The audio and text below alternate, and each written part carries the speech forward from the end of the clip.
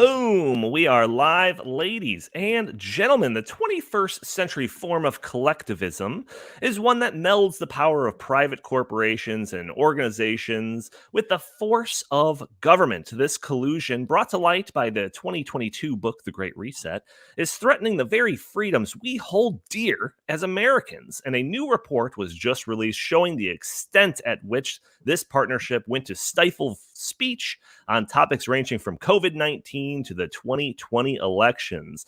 Also, emerging technologies are going to supercharge the power of this deadly alliance. And lastly, we are going to break an exclusive bombshell report on RFK Jr. We're going to be talking about all this and more on episode 423 of the In the Tank podcast.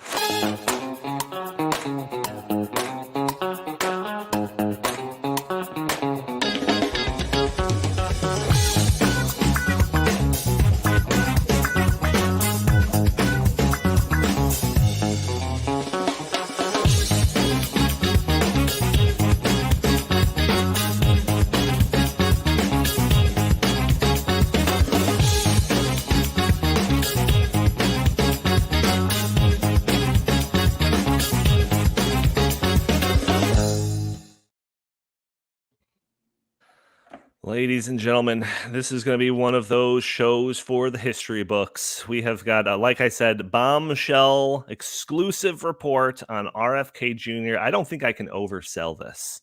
But before we get into that, let me introduce everybody. As always, I am your host, Donald Kendal. And joining me, I've got the full crew. I got Jim Lakely, VP of the Heartland Institute. How are you doing today, good sir? I'm doing good. I am so glad that you and Justin are back from your travels. I mean, I don't know if I want to speak for Chris, but I got really tired of having to carry the entire show by myself. It's very exhausting. You have to come up with the topics. You have to invite guests. You have to host. You also have to be smart and give good commentary. And that's a tough job. So now knowing that you and Justin were going to be back, I didn't do any reading, did no prep work at all for this podcast. So nice. Yeah. So I thought I'd be just like Justin, so he's my hero. Exactly. See, all those things just come naturally to us. So it's not even that hard. It's just, we wake up in the morning and, be this good. Also joining us, we have Justin Haskins. He is the director of the Socialism Research Center here at the Heartland Institute, and he is sporting a Chicago Cubs hat. How's it going, good sir? I'm doing very well. Go Cubs, go. Justin's very excited. Chris Talgo, editorial director here at the Heartland Institute. How are you doing? I'm doing good. So I think Justin's wearing the Cubs hat because they just had a monumental signing. They signed Craig Counsell, one of the best managers in the game, former World Series, two-time World Series champion on the Diamondbacks and the Florida Marlins. We paid a whopping $8 million per year for this manager. I think he's now the highest paid manager in Major League Baseball history. So Cubs, I got really, really, really big expectations next year. I want to get Shohei Ohtani. I want to re-sign Cody Bellinger. I mean, let's just go. All right, this isn't ESPN. All right, we've got a big bombshell report that we were going to get to. Chris is trying to be the GM of the Cubs. I wish I could. It's the only job that he'll leave the Heartland Institute for. Chris and Jim are unaware of Justin and I's bombshell report. I can't say that enough. I can't overstate this. This is something for, like I said, it's for the history books. If you're watching this stream, share it, because this is one that is going to go viral soon. Can I just say real quick up front, you're really I did not suggest that Donnie hype this up to this. I did not do that. So. He hyped it up all week to me. This is an exclusive. There's only 3 people.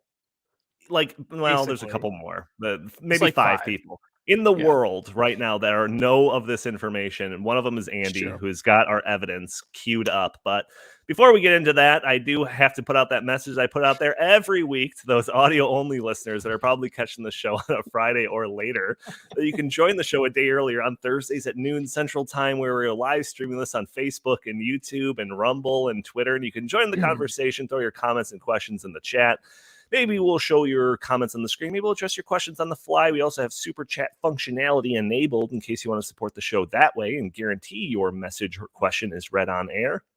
Or you could help the show by not spending a penny, only a couple of seconds, by hitting that like button, sharing this content, subscribing if you haven't already, or just leaving a comment under the video. All those things help break through those big tech algorithms that prevent content like this from being shown to more people. So as Jim mentioned in his introduction, Justin and I were not here last week. We were flying down to Dallas and partaking in a big conference there with lawmakers, giving presentations about very important topics ranging from ESG to CBDCs and artificial intelligence and the ULC code and all types of very interesting stuff. And we'll get to some of that. I think our presentation specifically, Justin, I think kind of melds into our main topic that we're going to do on this episode. But the week prior to when we left, I told everybody that I was going to be on Prime Time with Alex Stein, and Justin was very excited about this. Justin wanted to maybe even play clips from it and have us react to the episode. Are we not doing that? Well, so Jim watched the episode. Show Jim on the screen. And Jim was like, I don't think there's anything in this entire hour that I would feel comfortable putting on our channel. Literally said that. Well, and I don't disagree with him. Yeah. That's not true. No. There's got to be something in there. Come on. Yeah. I don't. No, not even the introduction of Donnie. It's acceptable for this channel. We get in enough trouble around here. That's okay. We've got other channels. We've got plenty of other channels. Yeah, we'll just go to one of our. Even Andy is shaking his head in the background, saying like, "No, I don't think there's anything that would be." No, there's nothing. There's nothing. So if you're dying to see it, it's not hard to find. Just find Alex Stein and Donnie Kendal, and you'll find it. Yes, that is true. So if you are very curious, you could find it on your own time. Maybe I'll link it in the show notes. We'll see. I don't know. But it was a good time. It was a fun time. Not the most informative of episodes, especially, something that I'm a part of. But it was good. It was good. But that's all secondary. The conference was secondary. All the presentations we did were secondary. All of the lawmakers that we, helped inform about all these important things are secondary. I don't want to beat around the bush. I want to get to our bombshell. Are you sure? You sure you don't want to drag this out any longer? I mean, how about instead of fearing of overstating it, you state it. That would be great. State it. Well, I do have Geraldo. This is why you're not on Alex Stein, Jim. That's why you haven't been invited on Alex Stein. It's all about, building the suspense and the gravitas.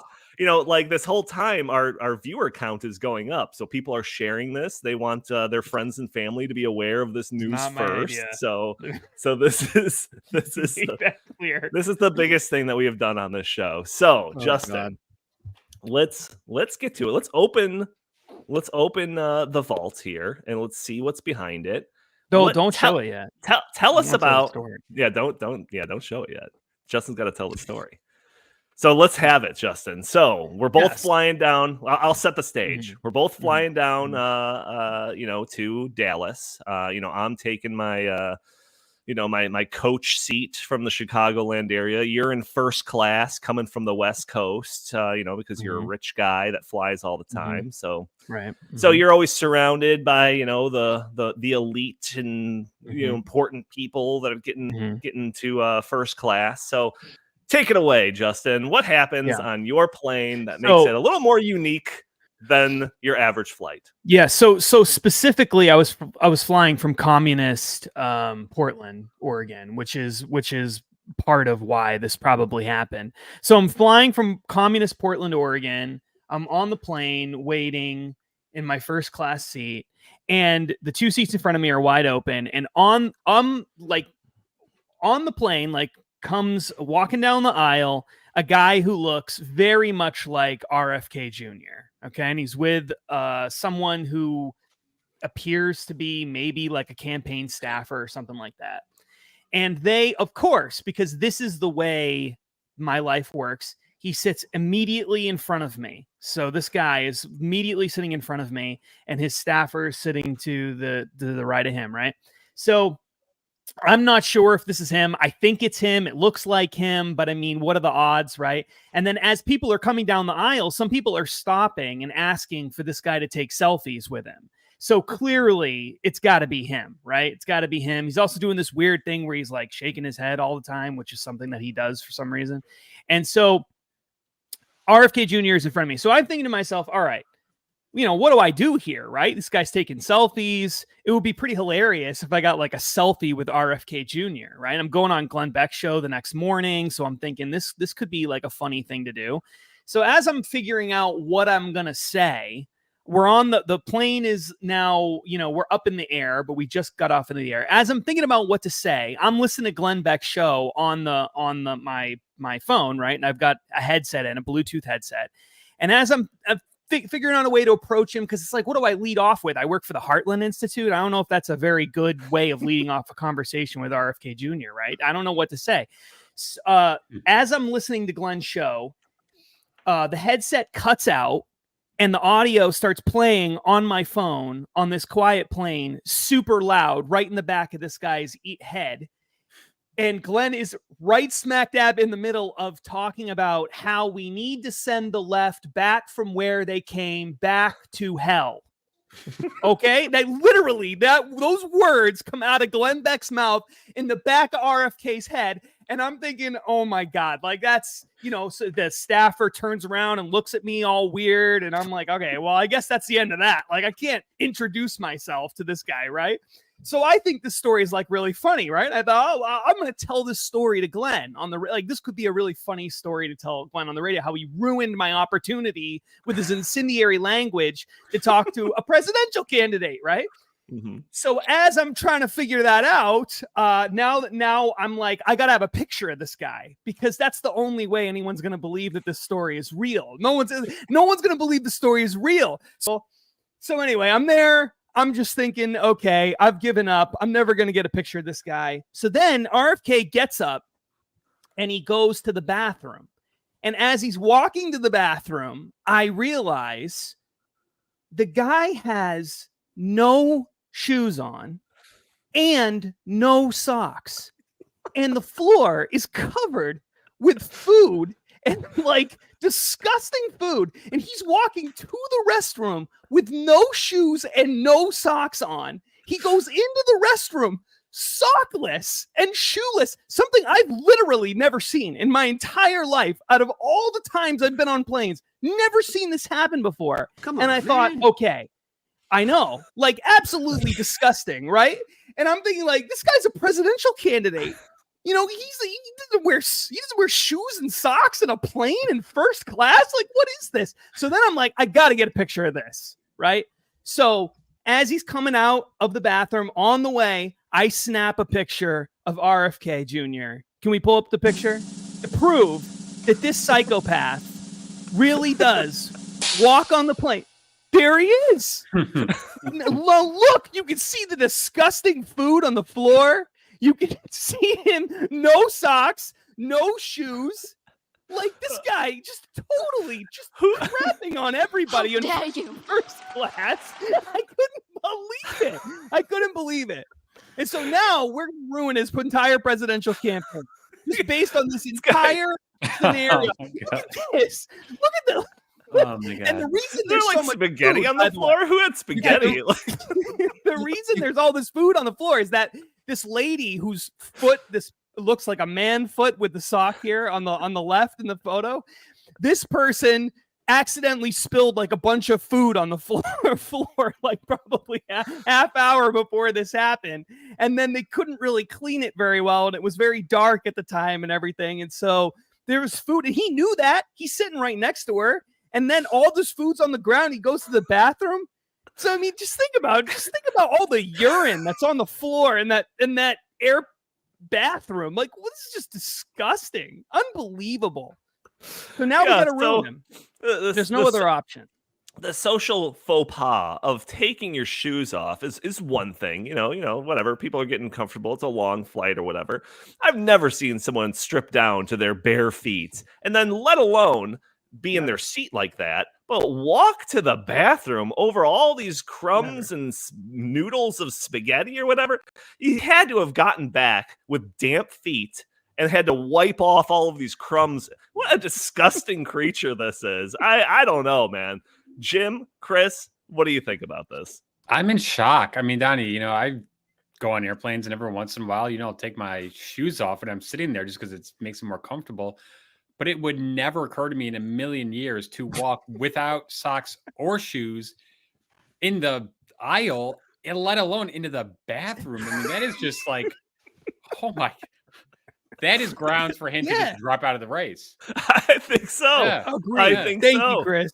Thank you for taking this as seriously as it deserves. This man needs to be removed from the race immediately. Yeah. Disqualified. Jim Lakely, what do you have to say? This is a new low for this program, I gotta say. I mean, first of all, looking at that photograph, I mean, look how blurry his feet are. Thank God. I mean, it looks like a Bigfoot photo, It's like your UFOs. You can never get them in focus. Thank God. We might see getting a better look at those feet is not a good idea. But, I guess we should all, it's not a big deal, Justin, because airplane bathrooms are notoriously clean. I mean, nobody... there's not like there's turbulence that would make you miss or anything. And, it's those are the most sanitary places that humans can ever be. So I don't really see what the big deal is. I've actually seen worse on airplanes than somebody walking barefoot into a bathroom. Really? I've never seen worse than this. Yeah, that's pretty bad. But, I mean, I'm with you guys. I think this is absolutely disqualifying for the presidency. I mean, we just can't have this in this country. I mean, if we start letting people who walk around barefoot on airplanes in positions of power in this country, then we're through. We're through as a country. Now, Donnie, you swear that this is not AI generated, correct? Oh, this is not. Okay, this is not AI generated. AI is very bad at making feet. So I'm getting a little. That was one reason why I was kind of questioning it, because the blurriness of his. It's all. Right oh, this is. It's blurry because he's walking. He's moving, and that's why it's blurry. Right. So Justin and I meet up after I was on the Alex Stein show. At the hotel. He's telling me this story or whatever, and it was just like, I think we had like a half hour, just like, what do we do with this information? like it was a miraculous that you were able to get an actual picture that got everything in frame. You should sell it to some, like publicity magazine. We thought, we can't keep this from the public. The public has to know. They have to be completely informed as to what this presidential candidate does in public. And so that's why we broke it here. Exclusive bombshell report. RFK Jr. Share this news far and wide. We're going to have an extensive marketing PR campaign built around this to destroy RFK Jr. Do you remember in the 2016 primaries for the GOP when John Kasich was caught like stuffing pancakes into his mouth at one of those like not donor but like one of those events, and Donald Trump just blasted him as, you can't elect this guy president when he's like shoveling pancakes. Okay, this makes that look totally normal. I know. That's what I'm saying. People's presidential campaigns have been ruined for far less. Yeah, for screaming. Like far less. Yeah, just for being excitable. Just for being like really excited. Right. People have lost their president. This guy is doing something that you literally, like, you get executed in certain Middle Eastern countries for this, I think. Like, I think they kill you for this in some places. So, like, we're going to allow this? Like something that's like a capital crime in Saudi Arabia or like Indonesia? I don't think so. We can't have this. Did you end up talking to him at all? Did you introduce yourself, or did you just take that clandestine photograph that he has no idea? Okay. First of all, because you may have broken the law, or unless there's something different in Sky Law, where it doesn't matter where you are. You can do whatever you like. He's in public. He's in public. You can take a picture of anybody in public. I just want to say Sky Law. That's all. Yeah, well, you are an expert in bird law. I do know that, but yeah, I mean, no. After seeing that, how do you even talk with this guy? I mean, he's like barely. Well, really, honestly, that wouldn't have been. That wouldn't have stopped me. I think it was I could have asked him about it. I would have loved to have taken a picture, a selfie with him. That would have been just great. Yeah, but can you hold your foot up in the air? Yeah.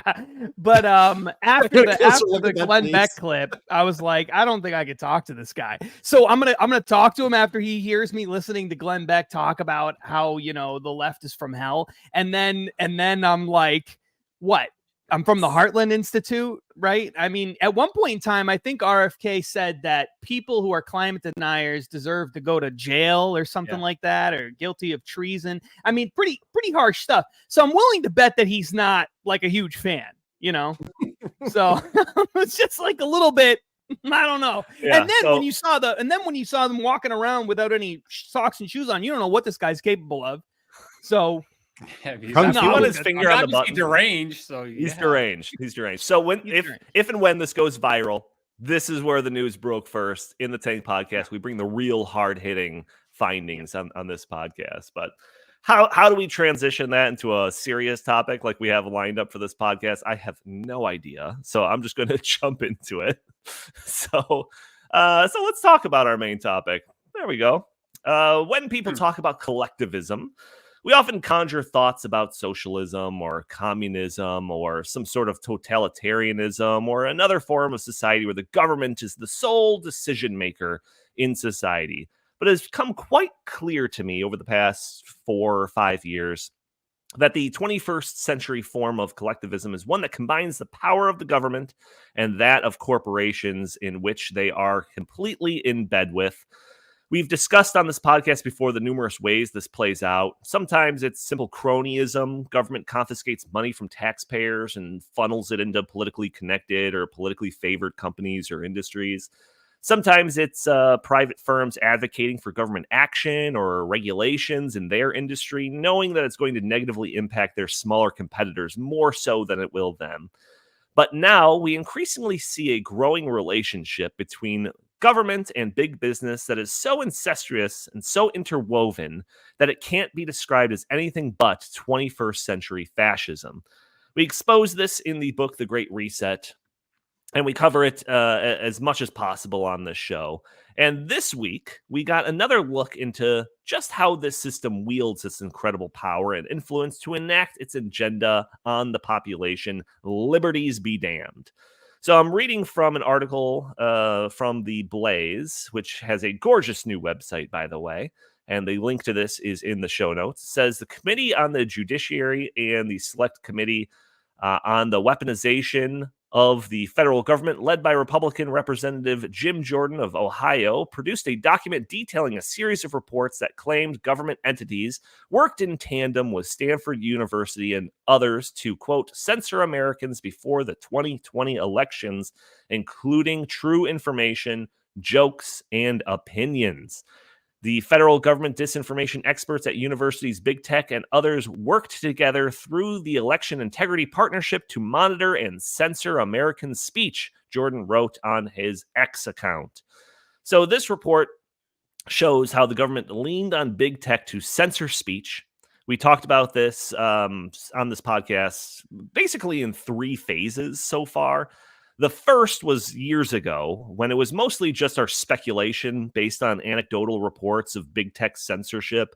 Back in those days, we kind of speculated that maybe the government was involved, but most of the censorship was kind of leveled at just the idea of like big tech kind of being biased on the liberal side. The second phase was probably the Twitter files, I would say. We actually got insight and confirmation to the role of government in censoring American speech. This is when we learned about, the things that were targeted, the extent of shadow banning, the regular meetings between the FBI and Facebook and Twitter, and the portals that were set up specifically for the FBI to flag, quote unquote, troublesome tweets or posts.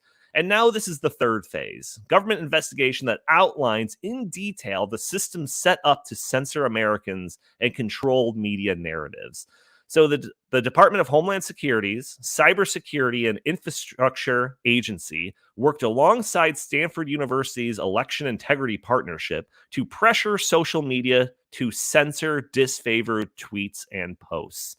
Jim, I mean, you were pretty heated talking about this with me yesterday. So what are your 2 cents? And yes, people, I know, be jealous. I get to experience the first draft of Jim rants before they're polished up and presented on this here on this channel. And they're a little more disjointed and a lot more swearing. But go ahead, Jim, with with your refined Jim rant on this topic here. Oh, he's muted after that perfect tee up for the topic. The perfect tee up. Sorry, I was typing some stuff. You guys hate to hear that clicking in the background. That's But I may actually it may take me a while to warm up to a proper gym rant, to be honest, but we'll see. But I did ask that this would be one of the topics on the show today, because it's not going to be getting coverage in the mainstream media, because the mainstream media is complicit in the censoring of all non-left information anywhere on social media. And it's this lays out, when Congress comes up with a report like this, or you see a news story like this coming out, that gets a little bit of publicity, people like you and me and the listeners to this podcast, we've known all this stuff already for years and years. We've known about this stuff. It's like when the Hunter Biden laptop thing happened, everybody, we knew that was real. But the media didn't get around to it finally admitting it for 2 years later. And then they come around on it. And meanwhile, sharing truthful information about that sort of stuff is either shadow banned or outright banned, or can get you just kicked off of places like Facebook and Twitter and even Google's YouTube right here. When you talk about information about I don't want to get into that, because we're probably going to be banned thanks to Justin's F-bomb. But let's remember the name Douglas Mackey. He's now serving 7 months in jail. He probably, I think, still has the full sentence. I think he was sentenced last week or 2 weeks ago. He's serving 7 months in jail for putting up a joke meme about Hillary Clinton. It was the meme was to I think it was a joke. It was a joke. It said, skip the line, text this number to vote for Hillary from home. For that was called by our ruling class and our deep state and our corrupt justice system election interference. And he's had his freedom taken away from him, and he's spending 7 months in jail. He will be a convicted felon for the rest of his life for posting a joke on Twitter. And I don't know if I think this report mentions that incident, but this is the world we live in is a world where if you are on the right, if you are not part of the protected class with protected speech, which means you are on the left, if you're not there, not only will your speech be suppressed, as this report lays out in great detail, but you may even go to jail for it if the ruling class and if our corrupt justice system decides to make an example out of you and throw you in jail, lest anybody else make a joke about the leftists that are in power and ruining this country. And when you read through this report, it was a coordinated effort. First of all, getting through the report is actually a little difficult because there are so many federal agencies with names you've never heard of. Two of them are inside the Department of Homeland Security, the Cyber and CISA, the Cyber Integrity Safety Administration, or something like that. I don't know. It doesn't matter what they are, because they only exist for one purpose, and that is to punish political enemies. And that's what happened here. And what they did is that they what you're going to hear, if this is reported at all in mainstream media, you're going to hear denials from government agencies and people in power. If there are congressional hearings and they pull these people in front of Congress, they will have denials, and they will say, look, because it is a violation of the Constitution, of your First Amendment rights, to censor the speech of Americans. That is the basic principle of our entire system of government in this country, is that you cannot censor, the government cannot censor your speech. And yet the government will say, we didn't actually censor your speech, guys, but they coordinated with 3 other organizations and groups to strongly suggest that your speech should be suppressed. There's really no difference at all between those things, but they're going to get away with it because they ran it like a mob operation. John Gotti didn't actually kill anybody, but he told this guy who told that guy who told this other guy that this guy I don't like will be having dinner at this restaurant down the street. Oh my gosh, the next morning he ends up dead. Huh, funny. Well, I'm glad for that, but I didn't have anything to do with it. That's exactly the mechanism of how they suppress the speech of any non-leftist on social media and in search engines and on platforms like YouTube. Their hands, they think their hands are clean, but this is as bad as it gets. It's as far as the violation of free speech. This happening was unimaginable in this country to most people listening to this podcast for their entire lives. It was so untouchable that you would suppress the speech of Americans before an election because you don't like what they're saying about the Democrat candidate. But we live in a country now where that is not just allowed, it's now going to be routine. This is going to happen again in 2024. And frankly, it's depressing to think, to say this, but there's nothing we're going to be able to do about it. Nothing. They get away with this all the time. And they do it because they know they're going to get away with it.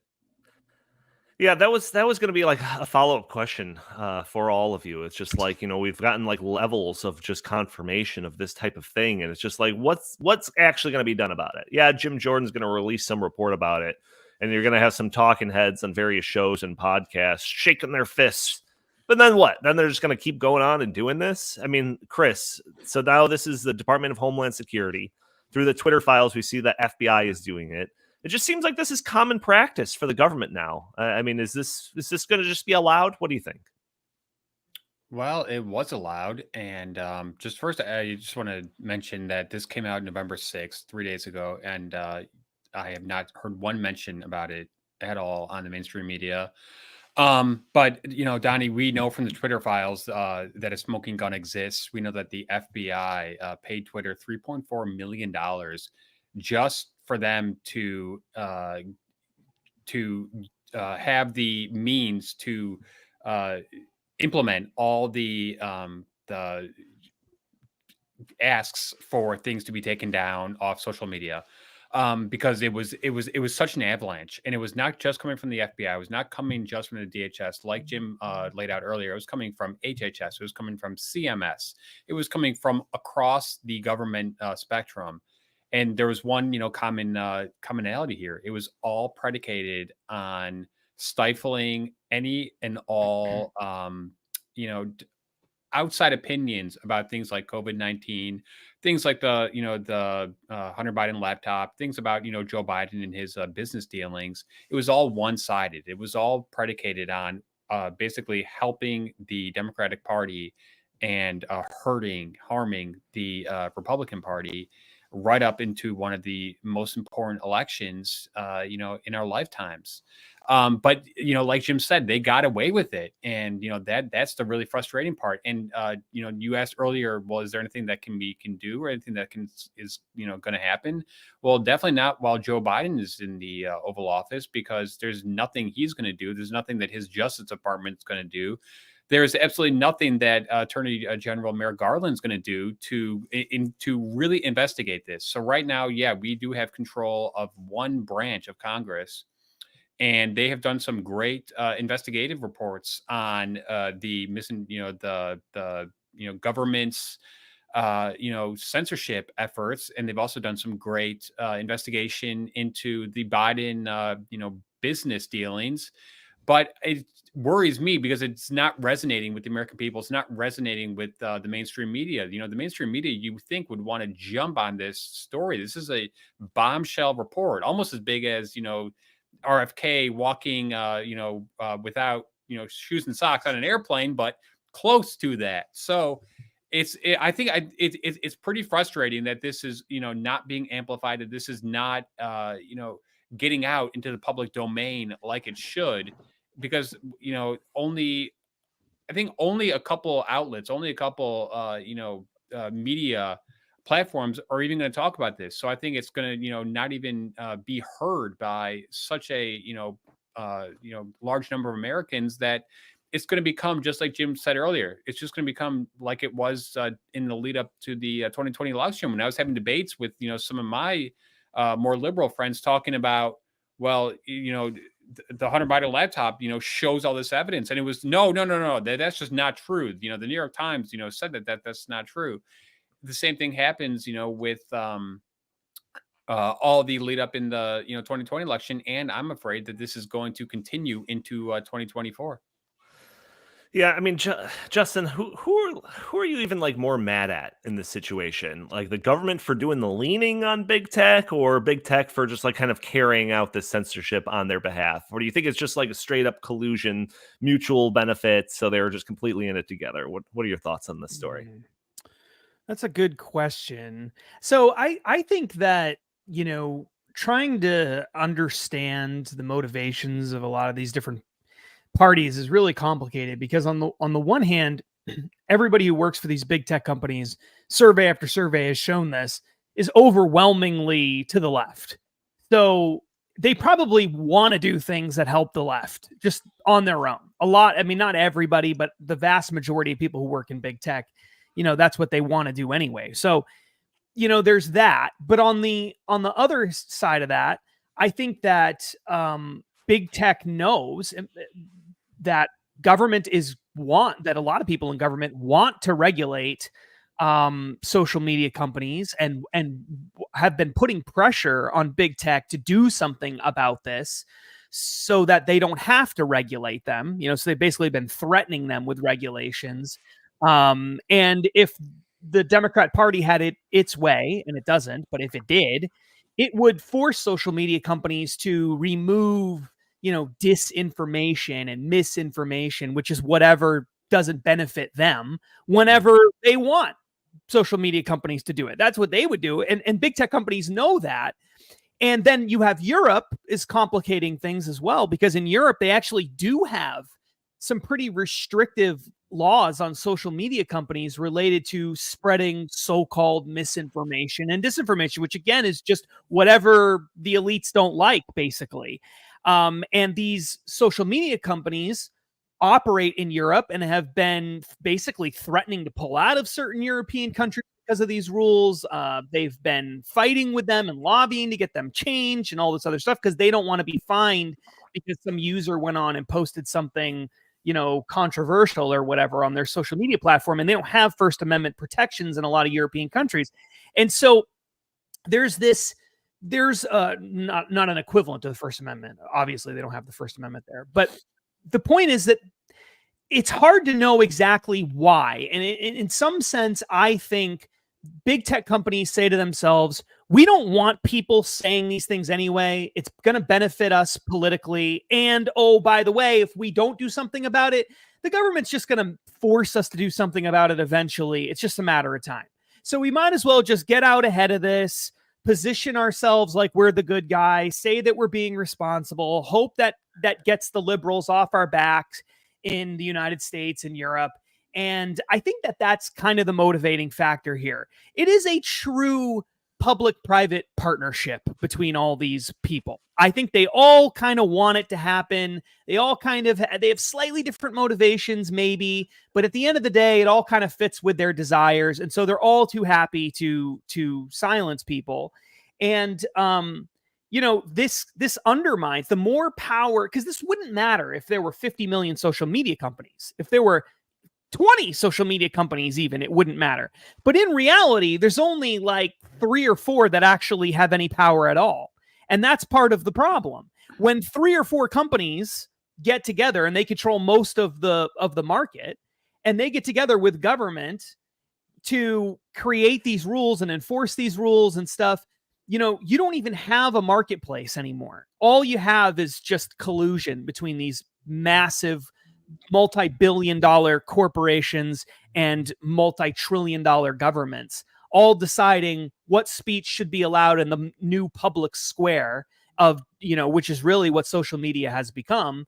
And if ever there was an argument that undermines sort of a libertarian approach to how you deal with bad actors, bad corporate actors, I think it's this whole scenario of this collusion that exists. And I consider myself to be pretty libertarian, but I just think that you can't have, if you don't stop this, then what's next? The phone company gets to throw people off of cell phone services because they voted for Donald Trump. Like, is that next? Does the electric company, if you have a lot in a lot of states, the electric company is a private company.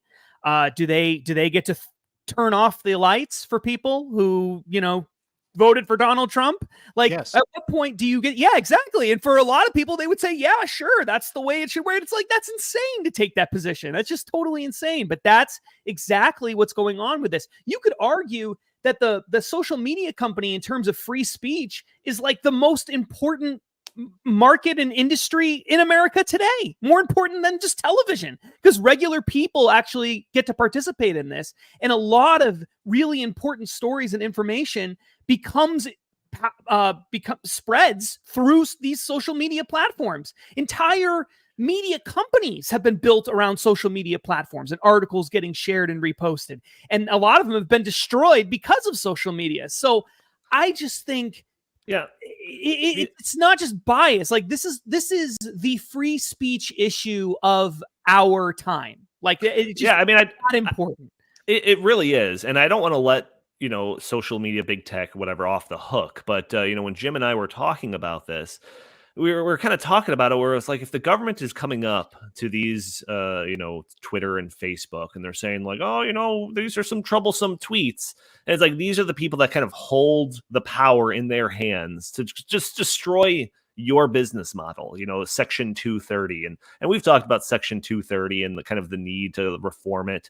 But it's like when liberals, Democrats talk about like Section 230 reform, it's under the scope of like the context is that social media isn't doing enough censoring. So it's like social media's approach by government.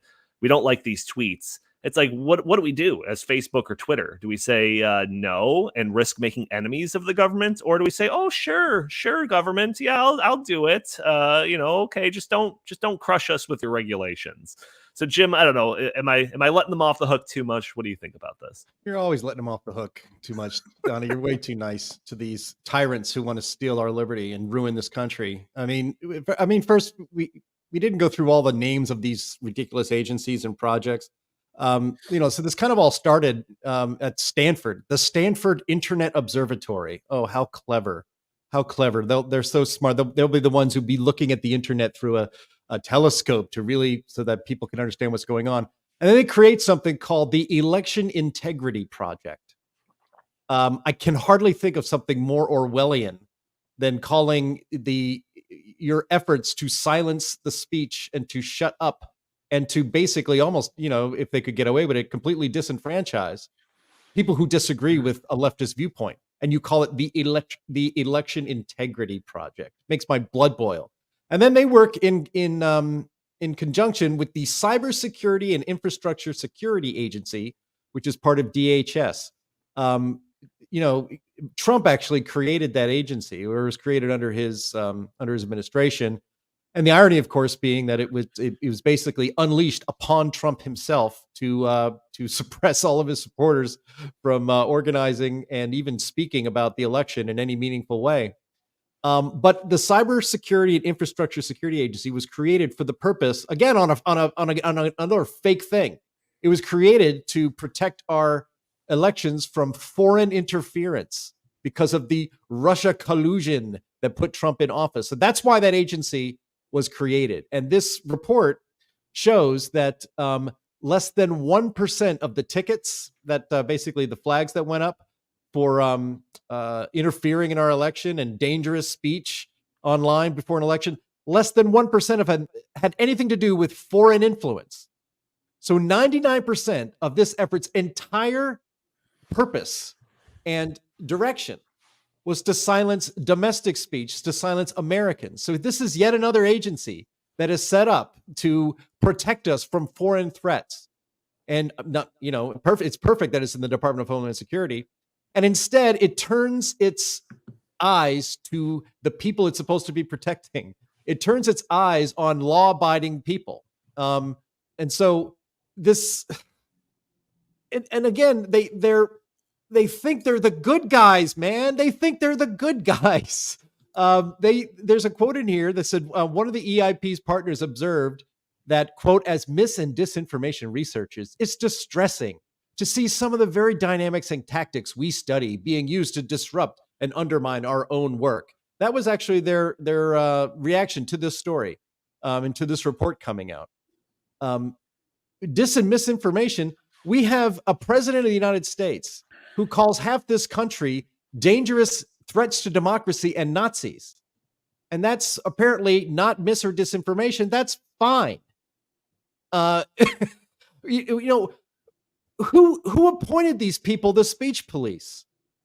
What gives them the right to do any of this? And after every one of these kind of stories that we highlight on this program, I keep waiting for somebody to say, hey guys, this doesn't seem like the right thing to do. There is nobody in any of these rooms who puts their hands up and expresses even a hint of doubt that maybe this isn't the right thing to do. Guys, we shouldn't be suppressing the speech of Americans who are not committing any crimes or doing anything wrong. We should be using this agency that's supposed to be keeping outside influence from foreign countries out of our elections and using it entirely against Americans. Not a single person, nowhere thinks for a minute, guys, I don't know. Should we really be doing this? Nobody. That's what's so not just annoying and angering, but it makes me despair for the future of this country. That time and time again, not one person in those rooms has a moment of doubt that they're the good guys, and that none of them even have an inkling that this is an even tiny abuse of their power. None. And that's why I just despair for the future of this country, because if that never happens, we truly are doomed. I got just a couple of quick observations on this. First, to Jim's point of why there's a lack of whistleblowers on this particular topic, I think it's because we've seen that whistleblowers in the recent past have, just been crushed by the government, whether it's, FBI whistleblowers talking about some of the misdeeds happening there. But Donnie, I also think that we probably would not be hearing as much about this had Elon Musk not bought Twitter and opened up the floodgates as to the Twitter files, which really, I think, formed the basis of this. Yeah, I was thinking about that too, and just real quick, that some people complain about Elon Musk's handling of Twitter. It's like, if he just ran the whole platform into the ground and all we got from his acquisition of Twitter was the Twitter files, that is a win for me. I'll put that in the win column. I don't even care, but go ahead. But I also just want to go back to, life before social media became prevalent. So take 9/11, for example. In the aftermath of 9/11, there were a lot of people spewing all sorts of conspiracy theories about it being an inside job and this and that. However, the government didn't have the ability to go and just massively, prevent those people from spewing, those ideas and opinions. So unfortunately, the rise of social media and just the prevalence of it, and the fact that so many people are active on it and use it as their primary way of getting the news of the day and such, I think is symbolic of why the totalitarianism is happening. So if, Justin said, right now we have, lots of centralization in terms of our social media platforms. We got Facebook, we've got YouTube, we've got Twitter, and a few others, TikTok, who are just, they have a stranglehold on the dissemination of information. But if you go back to the days before that, that would be during the 1960s civil rights movement, saying you must take that loudspeaker out of your mouth. You cannot say that because we don't want you to say that. I mean, it's the same premise, or going back to, the colonial times where, people would go into the town square and just, make assertions. No, you just can't say that. So that's really what's happening here. It's just that the vehicle that they're using to do it with is, I think, a much more technologically savvy way for them to implement their, totalitarian,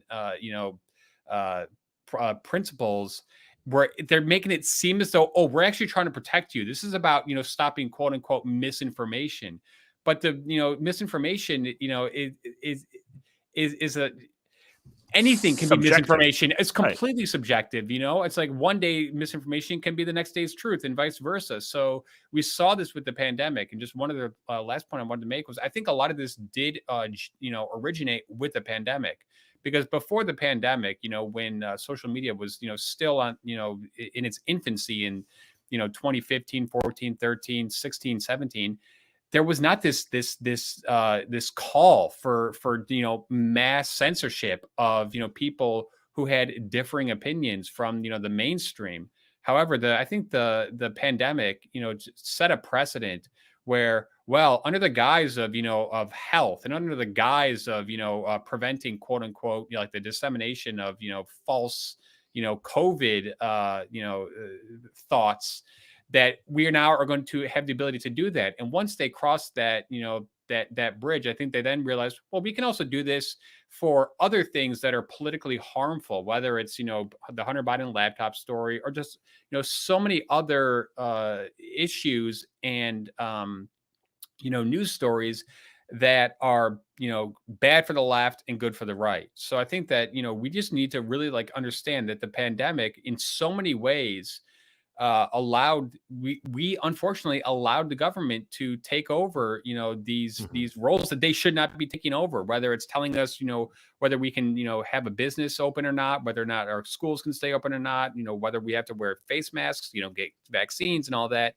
And I still think, we're 3 years out, but I still think that there's that balance that is, being debated between, should the government have the ability to censor information, whether it's health or or election related, or gun related, or whatever that it disagrees with, and unless and until a vast majority of the American people, like a vast majority, say, wait a second, this is completely out of bounds, I think they're just going to keep testing the waters to keep seeing it, because like Jim said, they've gotten away with it, they continue to get away with it.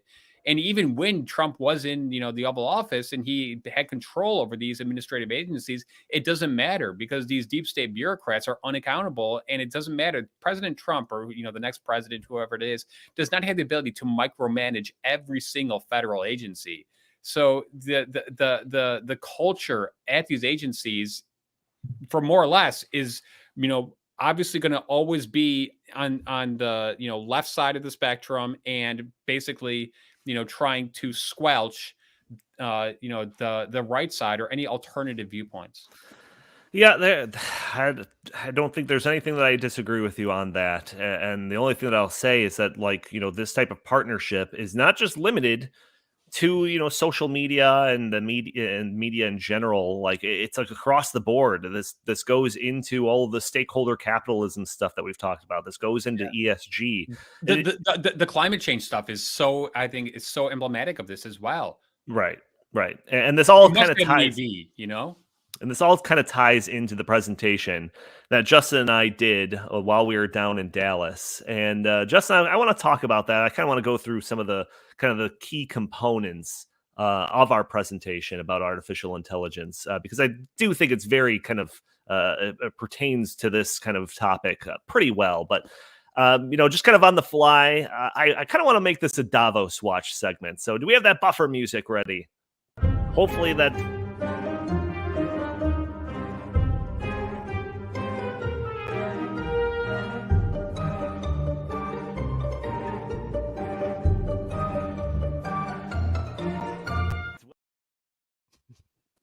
It's been a while, but we are back with another episode of Davos Watch. So, like I was saying, we did a presentation about artificial intelligence while we were down in Dallas, and I think that it is a thing that we have to kind of wrap our heads around as kind of conservatives, to realize where the country is going, where policy is going, where kind of the collectivist mindset is going in their aims of imposing their agenda on society. So, Justin, feel free to jump in as I kind of just blow through some of these main points. But we talked about artificial intelligence. We're talking in front of a whole bunch of lawmakers and everyone that's kind of interested in how is artificial intelligence going to impact the economy, society, and our constituents, all of this type of thing.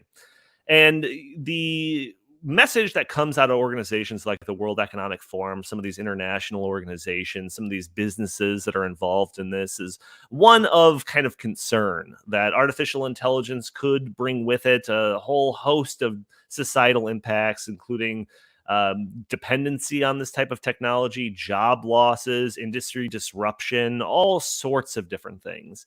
And I said during that presentation, I'll say it here, I don't necessarily disagree with that. I mean, the size of the disruption, the size of any job losses or any type of kind of industry-wide implications, I think those could be weighed, to one side of the spectrum or the other. But generally speaking, I don't necessarily disagree with organizations like the World Economic Forum when they're predicting this sort of disruption caused by the fourth industrial revolution. Where I do disagree with them is the solutions in which they propose to deal with any of these implications of this emerging technologies. So what their kind of main point is, and I'm kind of glossing over, I'm condensing this 45-minute speech into, 5 to 10 minutes here. But what their solutions mainly boil down to is trying to embed their values into the foundations of artificial intelligence. That it's not enough that artificial intelligence be this objective thing that's just basically a calculator, some advanced algorithm taking in all of these inputs and deciding on conclusions by itself. No, that's where a lot of the disruptions could come from, they say. So, what we need to do is embed our values directly into the foundations of this technology and make sure that artificial intelligence respects the climate, respects diversity and inclusion and equity, and all of these different flowery things that you hear organizations like the World Economic Forum talk about time and time again. Justin, anything to input on kind of my glossing over the first part of this presentation so far? No, I think the evidence is overwhelming that every major form of emerging technology is being embedded with social credit scoring, ESG metrics, some sort of design that ensures that it's going to promote left-wing values. Like that's and they know that's important because they understand how important emerging technologies are, but they also understand how badly they've failed over the past couple of decades to regulate the internet, and how much they've struggled to silence speech on variety of different platforms, and prevent people from selling products that they don't like and other things. And so they're making sure they're designing the future to make sure that the future is and designing the future, by the way, is a direct quote from some of these Davos people. They're designing the future so that it is a world that embraces leftism. And you won't be able to, because we're going to be also dependent on these emerging technologies, the same way we're dependent on the internet and our phones and things like that today. If they can make it set the rules right from the very beginning, put that in the foundation of these technologies and normalize that, then it's going to be virtually impossible for us to escape it later on. It's just going to be the new normal. And and we're not, it's a very clear plan. Right, and we're not reading between the lines. We're not speculating here or trying to like create some straw men. Like if you actually read their documents and listen to these people talk about this stuff, they are very direct in their aims of doing exactly what we're talking about. But you know what? You know what this shows me? This shows me that they don't have much confidence in the ideas and the policies and the proposals that they're pushing, because they have to go to such great lengths to silence any alternatives or any information that might, pop the bubble that they're trying to, keep going. So whether it's climate change, whether it's DEI, whether it's CRT or any of these things, the vaccine or just anything, they're so afraid that the other viewpoint might come out because it probably makes more sense. It's based on reason, based on logic, that they will go to any length to stifle and silence it. And the AI gives them the ability to do that on a massive scale that they could not do with, a bunch of students at Stanford, quote unquote, policing the internet. But AI is the tool that would allow them to sift through reams and reams of, communications and data to say, okay, we are going to literally silence them. And that's what I think really does bother me. Yeah, well, we have like the direct quotes of these organizations and governments talking about this aim to make sure that AI respects equity and inclusion and climate change and all of this stuff. And they talk about this. They talk about making like embedding this into the foundations of these things. We have certain quotes. I don't have them on me right here, but if you actually look up Justin Haskins' page on YouTube, you can find a kind of a dry run of presentation that he did solo. Or if you have Dark Future, you can turn to one of those chapters and see all the direct references to all of this stuff. But that's all based on the premise that they are infallible and that they are correct. And we all know that science and all these things are constantly changing. So the fact that they are taking such extreme measures to prevent any sort of alternative views on this, I think just is an indictment as to how like shallow and how how not confident they are in their beliefs. No, yeah, well, I think I think it's that they believe that the reason that they're not successful is because they don't have enough compliance with their various proposals, plans, programs, etc. If everybody had just worn a mask and socially distanced, COVID wouldn't have been as bad. That's how that would be their approach. They wouldn't say, "Oh, masks don't work." They would just say, "People don't comply." You know, but the then how same thing is come? true with almost everything. But can I ask you one quick question, Justin? But then how come, when it comes to them actually following these rules, they don't do it? We saw Nancy Pelosi flouting the mask, Because they're more important than we are. So, but that shows me that they know that what they're doing is not actually quote unquote like for the good. If they firmly believe that, if they said I'm a climate change zealot, I will never go on an airplane, I'd be like, okay, fine, at least you're putting your money where your mouth is. But what really makes my blood boil is when they are saying, no, you must all do this stuff, but we're special and we don't have to do it, which makes me think that, which makes me almost know intuitively that they know that this is all a bunch of what, and they're just trying to put it on the masses under the guise, whether it's for your health or whatever. We're all It's equal, but some are not- more equal than others. Yes. It's not about safety. It's not about protecting our elections. It's not about any of that stuff. It's not about it's about control. It's about compliance. Yeah. The reason Nancy Pelosi doesn't wear a mask and decides I'm going to go get my my hair styled today is because she is not the one who's made to comply. You are. Right. That's the entire point. All of this global governance stuff that, we talk about it all the time. We're getting Davos watch when you're flying out to Davos. Maybe RFK will be on a private plane next time, Justin, to go out to Davos. He, they don't care about their carbon footprint. They get to do whatever they want. They get to say whatever they want. They get to eat whatever they want. They get to go wherever they want. You don't.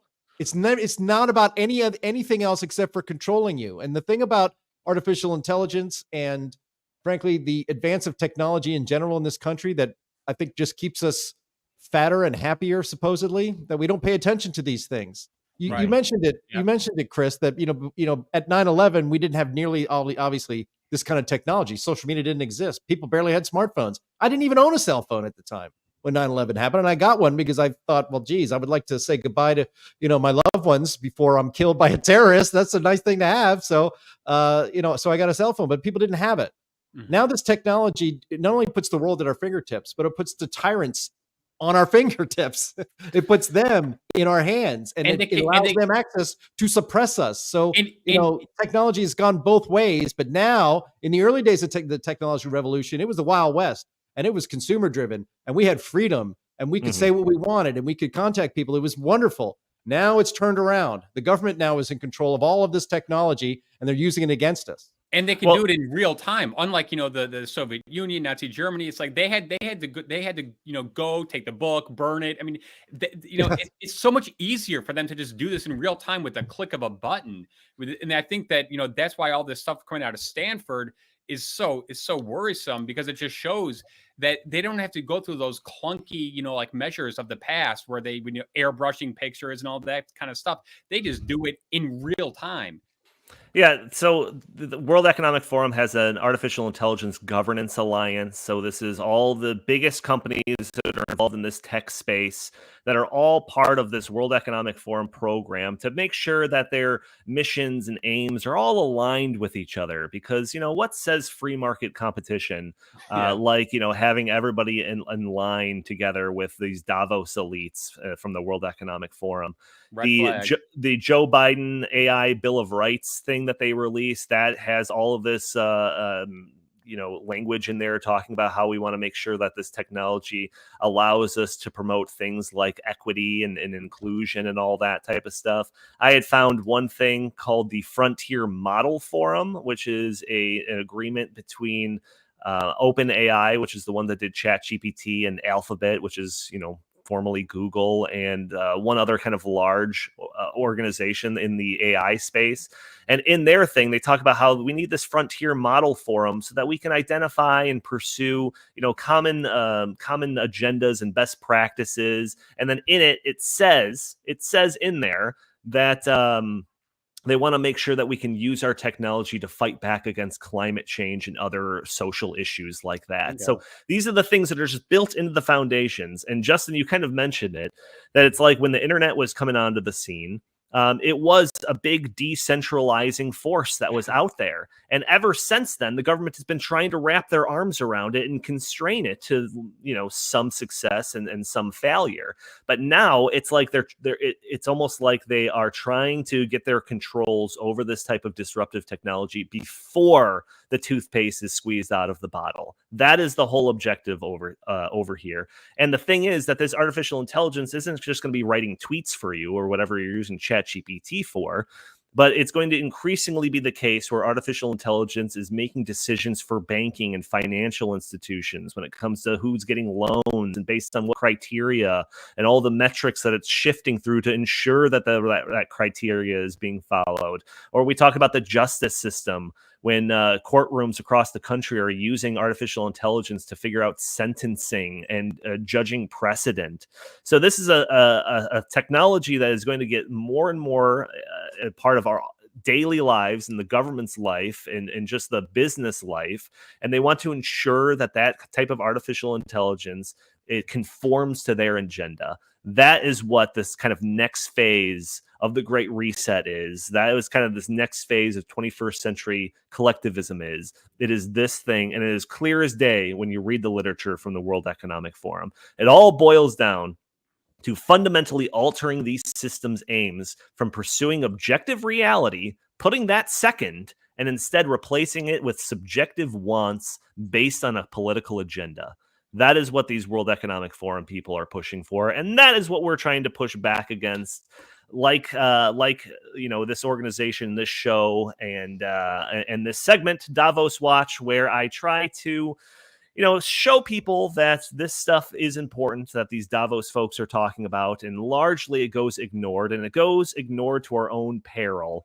And that is why I want to do Davos Watch as frequently as possible. I know I've kind of left it off the last couple of weeks, but to shine a light on the ongoings of Davos and these technocratic elites across the world, see what they're doing and shine a light on it. But Jim, Chris, Justin, I think we're already long for the episode. Any final comments on this topic or anything else that we had to talk about today? Anyone want to send RFK Jr. a pair of socks? We're going to do a fundraiser. Ticket for collection. Yes. We could send him, but he won't wear them. Donnie, I would just, just say that in the grand scheme of it all, I think that the technology revolution that we're currently experiencing is still in its infancy. So I still think there's a long way to go, and there's, definitely reason for optimism. However, right now, as the, cards are laid out, it's definitely somewhat, depressing to think that they can, take such control over the dissemination of information. But I do remain somewhat optimistic that, this can be countered. Yeah, I do too. I think the first kind of step is just kind of exposing it to the public and making sure that they're aware of what the plan is so that we can kind of put up as much of a fuss and fight about it as possible. But I think that's already done a lot of benefits and a lot of work when it comes to our ESG battles. That was flying under the radar for so long, and now it's kind of out in the open. It's a political football at the very least, and we are seeing some resistance to it. So that's the first step, and that is what we are here for, ladies and gentlemen. But that is going to do it for this episode of the In the Tank podcast. I want to thank everybody for tuning in to this episode. Please tune in every week for a new episode. If you are an audio-only listener that's probably catching the show on a Friday or later, please write a review for us on iTunes. It'd be greatly appreciated. You could also join us a day earlier on Thursdays at noon Central Time. We are live streaming this on Facebook and Rumble and Twitter and YouTube, and you can join the conversation. Throw your comments and questions in the chat. Maybe we'll show your comment in the screen. Maybe we'll address your questions on the fly. You could also support the show with super chat functionality to ensure your comment or question is read on air, or you could help us out by not spending a penny, but only spending a couple of minutes, seconds even, by just hitting that like button, sharing this content, subscribing if you haven't already, or leaving a comment under the video. All those things help break through those big tech algorithms that prevent content like this from being shown to more people. If you would like, you could follow us on Twitter at InTheTankPod. If you want to send us your comments, suggestions, or questions to the show, feel free to email us at InTheTankPodcast@gmail.com. Jim Lakely, where can the fine people find you? Jay Lakely on Twitter, where I got blocked by a climate alarmist today.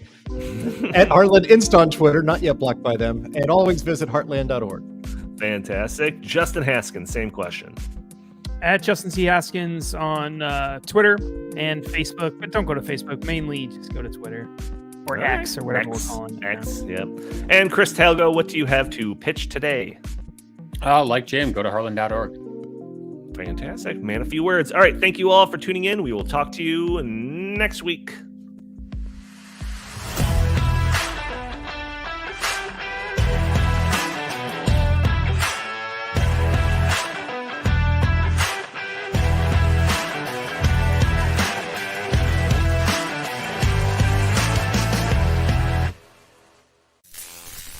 He's a lion, dog-faced pony soldier.